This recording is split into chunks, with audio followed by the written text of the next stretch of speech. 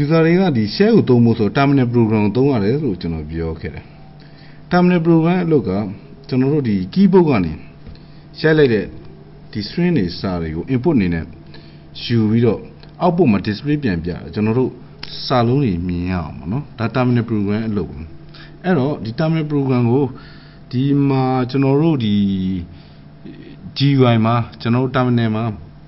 GUI မှာဖွင့်ထား terminal ကိုဗျာဟိုတူပြောမှဆို physical console လို့ခေါ်တာပေါ့နော် physical console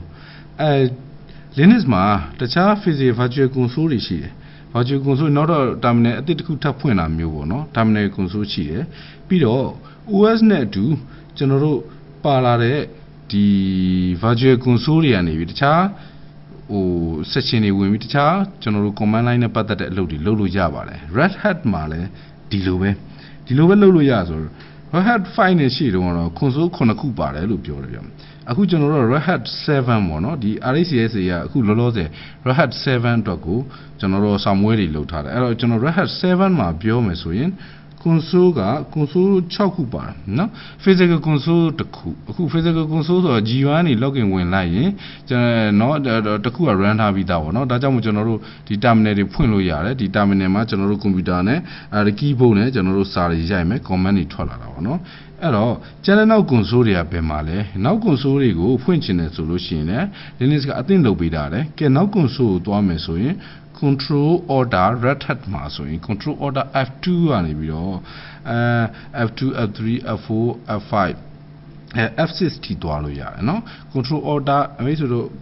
F2 နှိပ်လဲ F3 နှိပ် console တစ်ခု F4 နှိပ်တစ်ခု F5 တစ်ခုနဲ့ F6 နှိပ်တစ်ခုပေါ့နော်သူက virtual console လို့ခေါ်တယ်ဒါ virtual console 5ခုပေါ့နောက်အခုကျွန်တော်တို့သုံးနေတဲ့ဟာကတော့control မူလ G1 ကိုပြန်သွားခြင်း control order F1 ပေါ့ဒါဆိုရင်ကျွန်တော်တို့က physical console ကိုပြန်ရောက်သွားတယ်လို့ပြောလို့ရတယ်အခုတော့ကျွန်တော်ဒီ Red Hat ကိုမသွင်းရသေးတာမလို့ Linux အနေနဲ့ကျွန်တော်အခုဒီ Ubuntu ဖြစ်နေတယ်ဒီမှာဒါပေမဲ့သူ့မှာလည်းဒီလိုပဲ